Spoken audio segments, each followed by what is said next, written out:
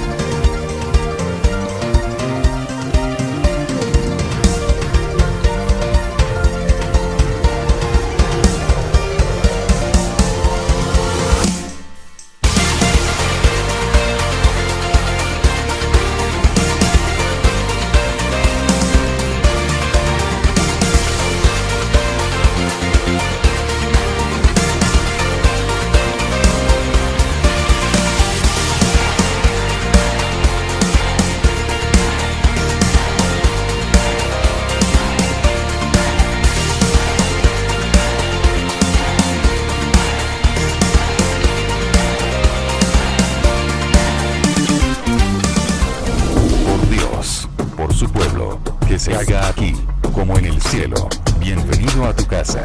DJ Cover Alonso. El tema de hoy es ¿quién gobierna tu vida? ¿Quién gobierna tu vida? Hoy vamos a hacer una pequeña reflexión sobre una pregunta que nos hicieron a nosotros los pastores esta semana en un entrenamiento para pastores.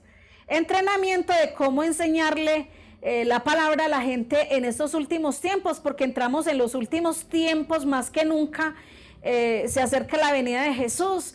Entonces tenemos que capacitar a la iglesia para que la iglesia esté entrenada y preparada enteramente para la salvación y para que no nos entretengamos con el mundo y entonces perdamos el rumbo. Entonces la pregunta era si Colombia ha crecido tanto a nivel cristianismo, ¿por qué no ha surgido un cambio en la nación? Me dejó eso tan pensativa esta semana. Entonces, si Colombia ha crecido tanto, es uno de los países latinoamericanos donde el cristianismo ha avanzado con más fuerza. Colombia estamos entre los pioneros. ¿Y por qué entonces no ha surgido un cambio como nación? Se está viendo que de los países que más rebelión están mostrando latinoamericanos, está metido ahí Colombia, ¿cierto? Entonces, nos hacían esa pregunta. Nos decían, ¿por qué no ha surgido un cambio en Colombia? Si el cristianismo ha avanzado tanto. ¿Y quién me puede decir, quién me puede responder desde ahí, de los que están escuchando acá dentro de la iglesia? ¿Por qué será que no ha surgido un cambio? ¿Será que la iglesia estamos causando ese impacto afuera que tenemos que causar? ¿O será que estamos muy quietos y estamos muy callados y nos hemos vuelto muy prudentes con una prudencia que es demoníaca, que eso no es de Dios? Porque yo no me imagino donde los apóstoles hubieran sido tan prudentes como nosotros hoy en día queremos serlo, entonces el evangelio no se hubiera expandido como se expandió, ¿cierto? En esos tiempos. Y a Jesús no se hubiera sido conocido por muchos hombres como ha sido conocido si hubiera mucha gente que se hubiera tirado mucha prudencia. Entonces hay un espíritu demoníaco que es el espíritu que se llama el espíritu de Grecia. El espíritu de Grecia también es el mismo espíritu de intelectualismo, donde todo se razona y donde comenzamos a razonar aún la palabra. La palabra de Dios no se puede razonar. Usted razona cualquier cosa, pero la palabra de Dios no puede ser razonada. Porque si usted razona la palabra de Dios, entonces la palabra va a comenzar a no cobrar efecto en su vida. Si nosotros razonáramos cuando nos dicen que Dios nos va a dar una casa, entonces nunca la recibíamos.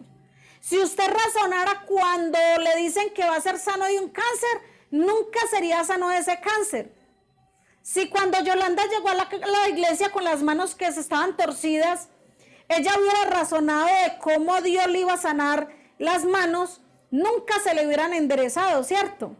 Pero resulta que usted no puede razonar cómo va a ser Dios, porque usted diría, ay, ¿y cómo me va a enderezar las manos? ¿Será que me las van a enyesar? ¿Será que me van a poner tablillas? ¿Será que Dios me va a jalar y me va a doler? ¿Cierto? Porque si usted se pusiera a razonar, cantidades de cosas se le vendrían a la mente y entonces no recibiríamos el milagro como lo necesitamos recibir, ¿cierto? Cosme si hubiera pensado, ¿cómo será que Dios me va a sacar esa hernia de la columna, cierto? ¿Cómo será? Donde usted se hubiera puesto a pensar así, seguro que usted no hubiera recibido el milagro de ser sano, que iba a quedar inválido, ¿cierto? Pero si usted, como usted le creyó a Dios, que a usted no le importaba cómo Dios sacara ese tumor de esa columna, ¿cierto? Sino que Dios lo iba a sacar, usted le creyó a ojos cerrados, ¿cierto? Dice la palabra de Dios, es pues la fe, la certeza de lo que se espera y la convicción de lo que no se ve. Yo no veo cómo Dios me va a sacar a mí un tumor de la columna que médicamente me decía Juan Carlos que cuando, Juan Carlos el médico, que cuando a veces se retira ese tumor de la columna, la persona queda inválida. ¿Sí ve? Entonces una vez él me dijo, es mejor dejárselo ahí y que la persona progresivamente pierda el caminar a retirárselo, porque retirado la mayoría de la gente quedan inválidos. Entonces si uno razonara, imagínense, no podíamos recibir. Si cuando he desatado bendición, por ejemplo, por 8 días, oré por Patricia y dije, en el nombre de Jesús declaro un empleo para ti, este viernes ya está empleada otra vez de nuevo, ¿cierto? Si lo hubiera razonado, no, y ella dijo ahí amén, ¿se acuerda que dijo amén? Dijo duro, amén, pastor, amén. Y entonces, si lo hubiera razonado, no lo hubiera recibido, ¿cierto? Entonces, a Dios, dígale que es a su lado, a Dios no se razona. A Dios no se razona. Si usted, el que razona a Dios la pierde. Porque a veces somos esperando, pero no, eso es imposible porque es que resulta que esta persona es muy tosca y eso no hay forma de cómo hacerla cambiar. Pues no la podrá hacer cambiar usted, pero resulta que Dios es un Dios sobrenatural que cambia hasta el corazón más duro, el corazón de piedra. Para nosotros es imposible, pero para Dios no hay nada imposible. Para Él todo lo es posible. Entonces, un cristiano que piensa como el mundo piensa es porque nunca el mundo ha salido de su corazón. Cuando un cristiano piensa como el mundo piensa es porque el mundo nunca ha salido de su corazón. Todos los cristianos debemos pensar diferente. Nosotros los cristianos tenemos que tener discernimiento de espíritu. Hay un discernimiento que es por el espíritu que yo les he enseñado. Y hay otro discernimiento que se llama el discernimiento por la palabra de Dios. Lea la palabra y si usted quiere saber la personalidad de alguien, lea la Biblia. Lea la Biblia. Lo que pasa es que a veces dejamos ese manual, lo dejamos por allá lleno de telarañas y de polvo y lo abrimos en el Salmo 91 esperando a que Dios nos haga un milagro. Y resulta que la Biblia es para que la leamos, porque en la Biblia está la fuente de la sabiduría eterna. Está la fuente de sabiduría para que se nos abra el entendimiento. Usted quiere saber la personalidad de una persona y si esa persona conviene o no conviene, lea la Biblia. Pero como dejamos ese manual por allá, ¿cierto? Lo dejamos lleno de polvo y de todo, a veces ni siquiera la sacudimos, ¿cierto? Le sacudimos el polvo y los ácaros que tiene encima. Entonces, que el mundo no entre a nuestro corazón. Y mucho cuidado de que su corazón entre en el mundo. Porque cuando su corazón entra en el mundo, usted la tiene perdida. Todo lo que Dios tiene preparado para nosotros, si nosotros no tenemos puesto nuestro corazón en el autor y consumador de la fe, que es nuestro Señor Jesucristo, comenzamos a vivir unas vidas de fracaso. Por eso es que fracasamos, porque nuestro corazón no está en Cristo Jesús. Y después nos sentimos frustrados, ay, pero es que yo voy a la iglesia, pero no ha habido una transformación de vida. El mundo ahorita está necesitando más que nunca a Jesús, porque ya se acerca su venida. Pero si nosotros no les predicamos de Cristo a la gente, ¿cómo van a pretender ellos ser salvos si nadie les predica? La palabra de Dios dice, ¿y cómo irán si nadie les predica? ¿Cierto? ¿Cómo van a saber sus compañeros de trabajo? ¿Cómo van a saber las personas que nos rodean de Cristo si nosotros tenemos la boca cerrada? Nosotros los cristianos con la boca cerrada y el mundo con la boca abierta, hablando cualquier sandez. Vamos a Primera de Juan 2, 15, 16. Dice, no améis el mundo ni las cosas que están en el mundo. Si alguno ama el mundo, el amor del Padre no está en él. Ustedes me podrán decir a mí hoy, pastora, pues usted por qué, la forma de ser suya, porque es así, porque la aprendí a través de la palabra de Dios. Yo no amo nada de lo que está en el mundo, porque yo conozco la palabra y es muy clara cuando Jesús dijo, si alguno está en el mundo y ama el mundo, el amor del Padre no está en él. O sea, usted todavía no ha conocido el amor del Padre. Porque cuando usted aprende a amar al Padre, que el que nos lleva al Padre, ¿quién es? Jesús, ¿cierto? Jesucristo. Jesucristo nos conduce al Padre. Pero para usted llegar al Padre, primero tiene que aprender a amar a Jesús. ¿Quiénes aman a Jesús? Amén. ¿Quiénes están dispuestos a ahorita entrar a alguien con un fusil y nos dijera que usted niega a Jesús o lo mato? ¿Quiénes están dispuestos? Yo me quedo callada, pero yo creo que yo pienso en mi interior que sí. Porque Pedro le dijo a Jesús, yo nunca te negaría, y fue el primero que lo negó, ¿cierto que sí? Uno no conoce el corazón de uno como está, ¿cierto? solamente lo conoce Dios. Si llegara alguien con un fusil ahí nos dijera, ¿usted es cristiano o usted es del mundo? A ver qué responderíamos, ¿cierto? O sea, usted se le pondría a pensar, ay no, ¿verdad que yo tengo un niño chiquitico? Yo no puedo decir que yo soy cristiana porque ahí muero. Sí, porque muchos piensan, usted sabe que el ser humano es así, todavía estamos aferrados a las cosas del mundo. ¿Estaríamos dispuestos en este momento a morir por Cristo? Porque en otras naciones la gente sí está muriendo por Jesús. Ya comenzó la persecución hace rato, ya comenzó. En estos días también nos estaban enseñando sobre la teología de escapismo. ¿Usted sabe cuál es la teología de escapismo? La que hemos practicado muchos acá en la iglesia. Que pensamos que como que Jesús llega en el rapto y que no nos va a tocar la persecución. Entonces que flun y que todo color de rosa. Esa es la teología del escapismo. Tremendo, ¿cierto? Entonces no sabemos si nos va a tocar una persecución bien recia. No sabemos nada de eso todavía. Y si usted le da miedo de ser perseguido por causa de Cristo, usted todavía no ha muerto la carne. La carne suya todavía está viva. La tiene, dígale que está a su lado, la tiene viva. ¿Cuándo usted sabe que usted ha muerto para el mundo? Cuando usted está dispuesto a morir por Jesús. Y usted está dispuesto a morir por Jesús cuando usted dice, uy, no, para mí me es bueno estar acostada o saliendo a pasear y divertirme. Pero cuando usted dice, no, es que yo tengo que sacar ese tiempo para ir a evangelizar. Así me tiran la puerta en la cara, me escupan la cara, así me metan un pescozón, pero debo salir a predicar afuera. ¿Cierto? No encerrarnos en cuatro paredes. Eso es morir a la carne. Cuando yo quisiera hacer una cosa, pero hago al revés de lo que la carne me pide.